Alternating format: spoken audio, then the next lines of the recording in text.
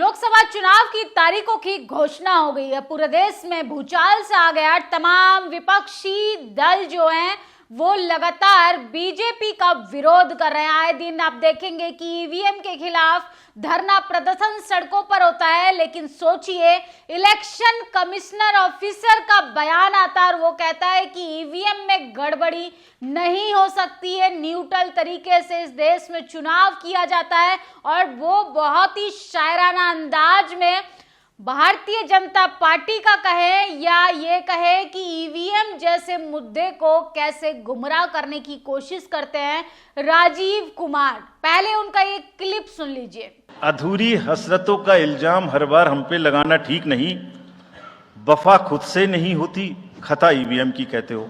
तो सुना आपने वीडियो की किस तरीके से उनका बयान है। ईवीएम जैसे गंभीर मुद्दे पर वो कह रहे हैं कि ईवीएम में गड़बड़ी नहीं हो सकती है। देश के नागरिकों की अगर तकलीफें हैं, परेशानी है, कोई सवाल है, तो मुझे लगता है कि इलेक्शन कमीशन को, बीजेपी पार्टी के साथ साथ उन तमाम पार्टियों को जो कटघरे में खड़ी हैं उनको सफाई जरूर देनी चाहिए। लेकिन बीएसपी सुप्रीमो मायावती ने इस पर सबसे बड़ा हमला बोलते हुए और लोकसभा के जिस तरीके से चुनावों की डेटों की घोषणा हुई है, ये काफी ज्यादा चिंता का विषय बन गया है। और ऐसा लग रहा है कि प्री प्लान बीजेपी ने अपनी ही सरकार बना ली। सिर्फ चुनाव तो नाम के लिए इस देश में होंगे। 7 चरणों में चुनाव होंगे, 44 दिन का आपको इंतजार करना पड़ेगा और उसके बाद 4 जून को फैसला आपके सामने होगा कि कौन बनेगा देश का असली प्रधानमंत्री। लेकिन सबसे गंभीर बात है कि चुनाव के लिए सोचिए, चुनाव इतनी जल्दी हो सकता है तो क्या रिजल्ट जल्दी नहीं आ सकता है? जब ईवीएम में गड़बड़ी नहीं है, इतनी तेजी से क्यों चुनाव कराए जा रहे हैं और इतनी देरी क्यों चुनाव के नतीजों में? ये सवाल तमाम जनता पार्टियों से पूछ रही है, इलेक्शन कमीशन से पूछ रही है। आखिर चुनाव की जो घोषणा है किस आधार पे की? बीएसपी सुप्रीमो मायावती ने प्रेस रिलीज जारी कर देश के उन तमाम मुद्दों पर सवाल उठाया है और बीजेपी से सवाल किया है कि आखिर चुनाव की डेट के नतीजे तो जब आने हैं आ जाएंगे, लेकिन चुनाव की तारीखों को तो सोच समझ के रखना चाहिए था। देश में लोकसभा आम चुनाव 2024 के लिए आज तिथि की घोषणा का स्वागत है, किंतु यदि ये चुनाव कम समय में 3 या 4 चरणों में होता तो ज्यादा बेहतर होता, जिससे समय और संसाधन दोनों की बचत होती, चुनावी खर्चे कम करना संभव होता, चुनावी माहौल भी लगातार तनावपूर्ण, जातिवादी, सांप्रदायिक बने रहने की सहित और समस्याएं इससे दूर होती। लखनऊ में बीएसपी सुप्रीमो राष्ट्रीय अध्यक्ष उत्तर प्रदेश की पूर्व मुख्यमंत्री सुप्रीमो मायावती ने लोकसभा आम चुनाव की तिथि की घोषणा के संबंध में अपनी प्रतिक्रियाएं दी। उनका कहना है कि आज इलेक्शन कमीशन ऑफ इंडिया द्वारा देश के आगामी लोकसभा आम चुनाव 2024 के लिए तिथि का कार्यक्रम की घोषणा की गई, जिसका हमारी पार्टी बीएसपी स्वागत करती है। हालांकि देश के लोगों को हर चुनाव की तरह ही इस चुनाव का भी काफी बेसब्री से इंतजार था। वैसे तो आयोग द्वारा घोषित चुनावी कार्यक्रम फाइनल है, जिसके अनुसार ये चुनाव कुल मिलाकर 7 चरणों में लगभग 2.5 महीने में पूरा होगा। किंतु यदि यह चुनाव कम से कम समय में अर्थात 3 या 4 चरणों में पूरा हो जाता तो बेहतर होता है। इससे देश के समय और संसाधन दोनों के बचने की ज्यादा संभावना थी, चुनावी खर्चा कम होता, इसके साथ ही चुनावी माहौल को लगातार तनावपूर्ण, जातिवादी, सांप्रदायिक बने रहने के साथ साथ कई समस्याएं इससे दूर रहती। इतना ही नहीं बल्कि चुनाव के खर्चीले व लंबे समय तक खींचे जाने के, खासकर गरीबों, कमजोर तबकों के तन मन धन से चलने वाली पार्टियां धनवान पार्टियों से सही और ईमानदार तरीके से मुकाबला करना लगातार बहुत मुश्किल होता जा रहा है। इसके साथ ही देश में लोकतंत्र की जमीनी मजबूती के लिए चुनाव का पहली नजर स्वतंत्र और निष्पक्ष होना बहुत जरूरी है, जिसकी संवैधानिक जिम्मेदारी निभाने के लिए निर्वाचन आयोग से बहुत सारी उम्मीदें हैं। यह देश के लोगों को, खासकर गरीबों, महिलाओं, कमजोर तबकों और अन्य मेहनतकश लोगों को, ऐसे में इलेक्शन कमीशन द्वारा ये पूर्ण रूप से स्वतंत्र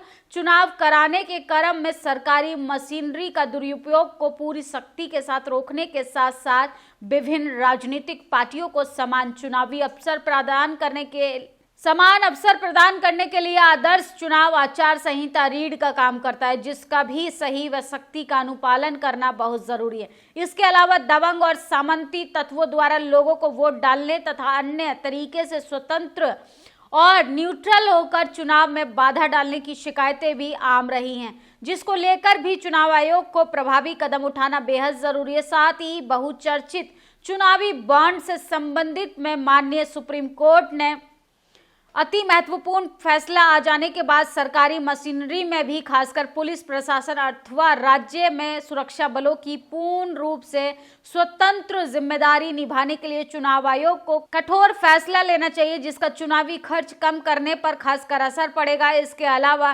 चुनावी प्रक्रिया आदि को लेकर जनता की अन्य और भी विभिन्न शिकायतें हैं, उनका भी यही समाधान है कि चुनाव आयोग को लोकतंत्र के व्यापक हित के जरूरी समुचित ध्यान देना चाहिए। कुल मिलाकर देश में जन संतोष के अनुसार पूरी तरह से स्वतंत्र व निष्पक्ष चुनाव कराकर लोकतंत्र को मजबूत प्रदान करने की शक्ति संवैधानिक जिम्मेदारी भारत निर्वाचन आयोग की है। ये बीएसपी सुप्रीमो मायावती ने तमाम उन गंभीर मुद्दों पर भी सवाल किए कि आखिर 2.5 महीने तक चुनाव कराने की क्या जरूरत थी, जबकि चुनाव 2 से 3 चरणों में भी हो सकता था, फिर 7 चरणों में चुनाव कराने की क्या जरूरत थी, जबकि ऐसे में जातिवादी धार्मिक सांप्रदायिक दंगे फैलाने की आशंकाएं बनी रहती हैं। आए दिन हिंदू मुसलमान होता है, तमाम तरीके के दंगे भड़काने की कोशिश की जाती है और ऐसे में सुप्रीम कोर्ट का बयान आता है कि इलेक्टोरल बॉन्ड के जरिए पार्टियों को मोटा मोटा फंड दिया जाता है, जिसके आधार पे पार्टी जो है वो तमाम उन लोगों के साथ गड़बड़ी करने में सफल हो जाती हैं।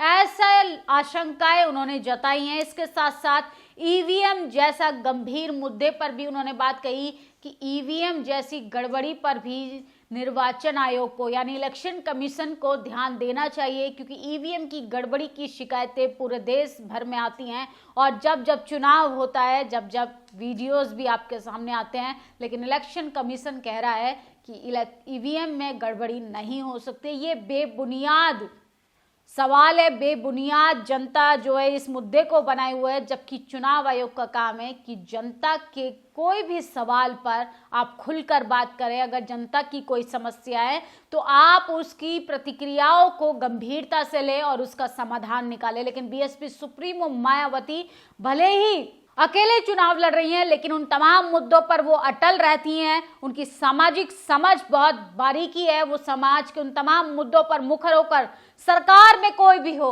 वो उससे सवाल जरूर करती हैं, चाहे ईवीएम का मुद्दा हो, चाहे गरीब वंचित एसटी एससी ओबीसी माइनॉरिटी के हक अधिकार की बात हो। और उन्होंने साफ साफ कहा है कि चुनाव आयोग को काफी ज्यादा गंभीरता बरतनी चाहिए और न्यूट्रल ये चुनाव कराना चाहिए ताकि किसी भी प्रकार की कोई गड़बड़ी ना हो सके।